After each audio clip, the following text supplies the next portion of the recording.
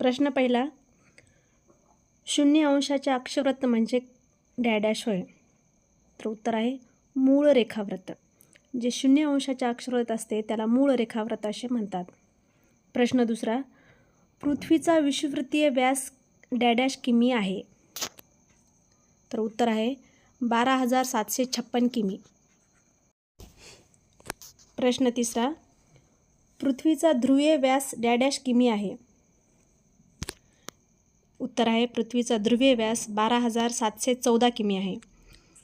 पृथ्वीचा जे विषुववृत्तीय व्यास असतो तो थोडा लांब असतो, त्याच्यापेक्षा थोडा कमी म्हणजे किती 12,714 किमी.